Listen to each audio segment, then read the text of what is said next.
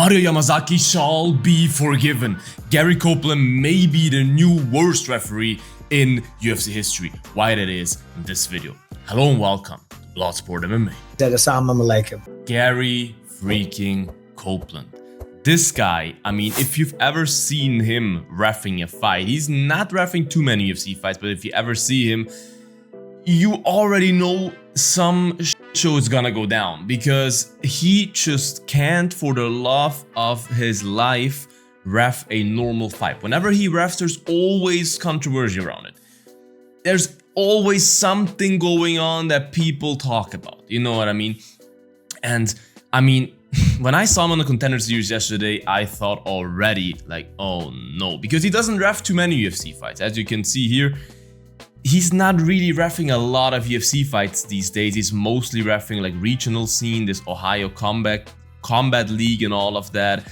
And sometimes the Contender series, but last time was last year, and sometimes some fight nights. But he's really not really often used for great reasons, in my opinion. And whenever he's on, I'm always like, oh no, something is gonna happen tonight. Always. Watch the events, his track record.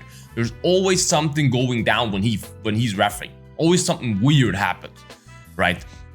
And I didn't even know he was a Marine. I mean, he's like 5 foot or something. I don't know what they used him as a Marine for. I don't know if he was a hand grenade or something. But yeah, I mean, I respect veterans, but I really can't wrap my head around what he would have done in the Marines. But he's actually a former Marine, so that's something I respect about him. But other than that, like, honestly, bro, I respect that he tries his best as a referee. It's one of the hardest jobs in the world, 100%. But if you're not good at it, you just should not do it, because fighters' health is on the line, fighters' careers are on the line, and you have everything in your hand, and his hands are too small to handle any of this, literally and figuratively, you know what I mean?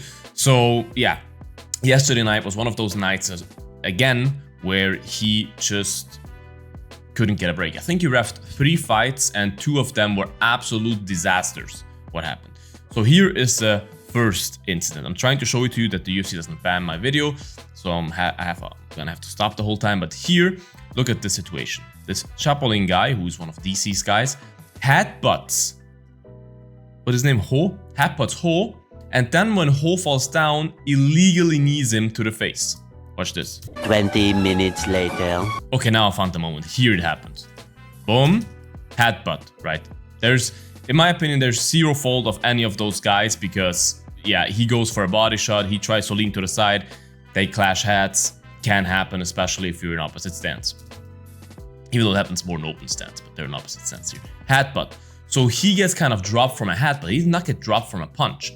Headbutts have a lot of force and because you can't see them coming, because he sees him going for a body shot and out of nowhere something hits him in his head. That can confuse your equilibrium and you lose balance and fall down, whatever. So he loses balance. Clearly he's not knocked down or anything. He loses balance, falls down. And now look.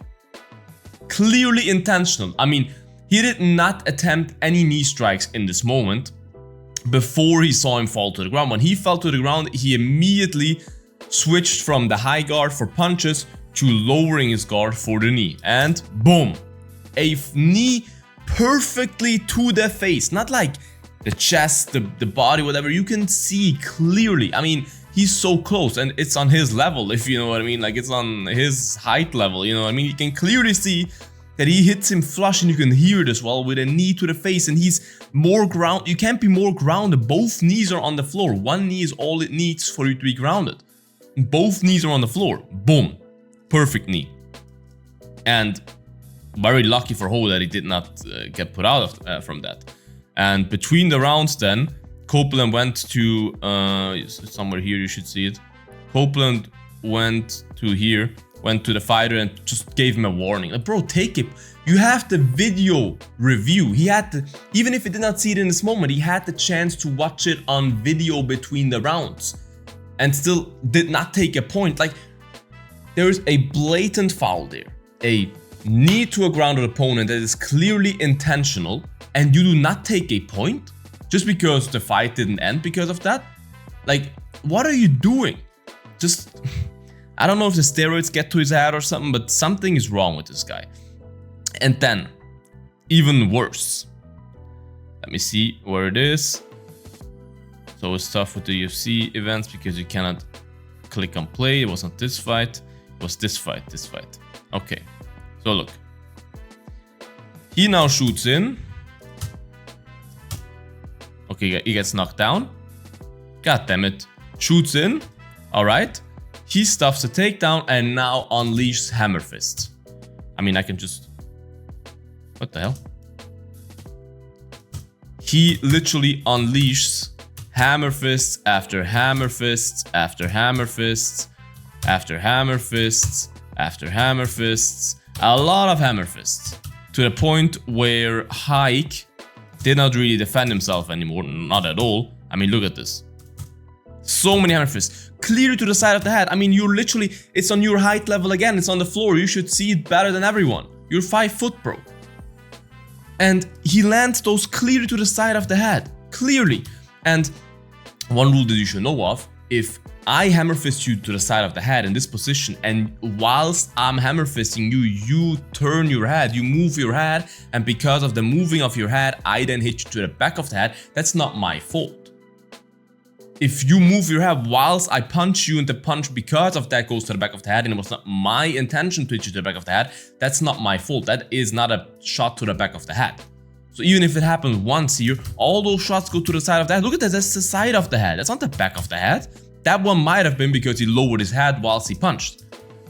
And he then steps in and I was like, okay, that's a good stoppage. I was like, that's a good stoppage.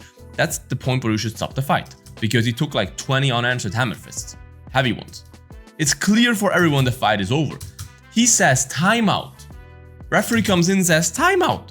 He calls a timeout and says those shots were to the back of the head. And then goes like, it's kind of like a kid that doesn't know what to do. So he goes, calls his mommy or his daddy and asks them what he should do. He goes to Jason Herzog, veteran referee, one of the best referees in the game, who also did some mistakes in the past, but every referee does mistakes, especially if you ref that many fights like Jason Herzog does, right? And goes to him and asks him if the shots were to the back of the head, what he should do, blah, blah, blah. And Herzog then tells him, bro, those were all... You can see, it happened so quick, he didn't even really have to review it. He was like, bro, those are all to the side of the head, those are all perfectly legal. The fight needs to be stopped. Like, that was a TKO. If Herzog wouldn't have said that, he probably would have then continued the fight or something. Which is absolutely nuts because Haig was out and now had a minute or something to recover because of that. Like, he just doesn't know what to do.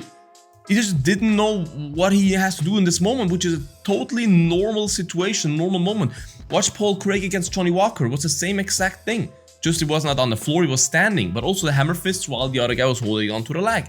It's clear as day what you do in this situation. You just stop the fight. Stop the fight! And he just... It's just nuts how this guy is still allowed to ref in the big leagues. I mean, I love that he's so dedicated to the sport and wants to ref in the sport, whatever. I like that.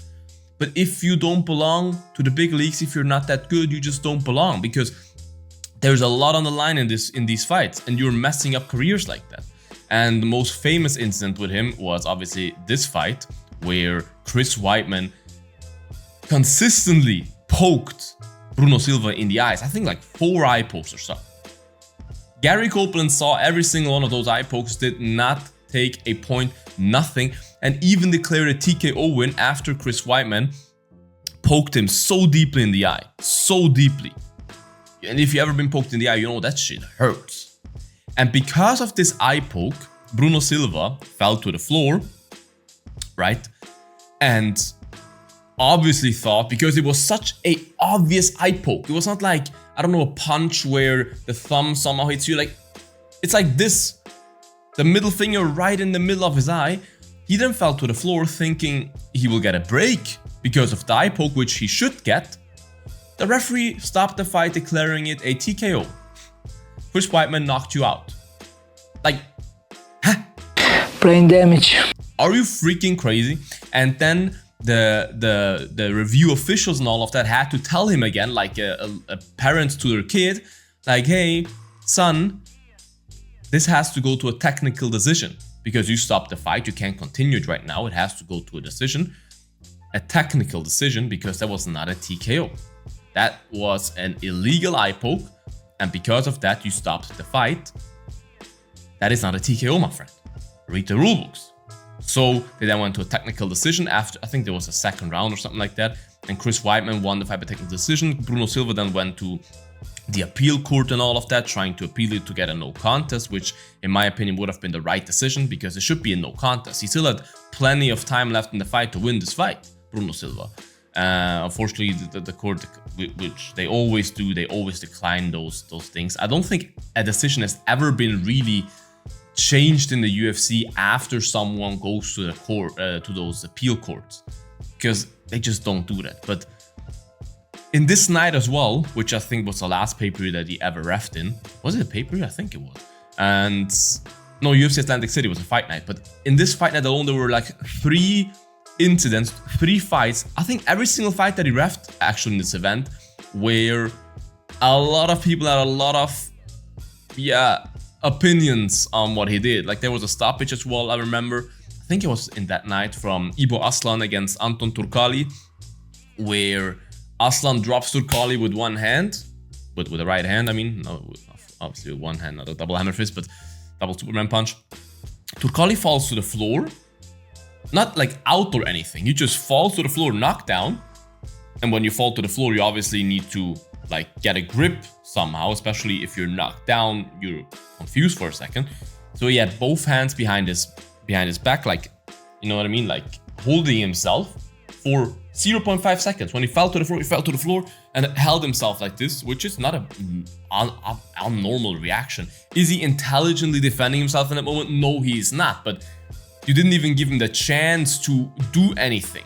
Like maybe he wanted to get his guard going or whatever, and he just immediately stopped the fight. And I'm like, bro, those are fighters that, like, this is what they do for a living. Let them go out on their shield. If he then Ibo Aslan goes down and follows up with 1 or 2 shots, and Turkalj is still not defending himself, not responding, whatever, looks like he can't get out of there, okay, stop it. But don't just stop it from a single knockdown where he isn't even unconscious or anything. His head didn't even hit the floor.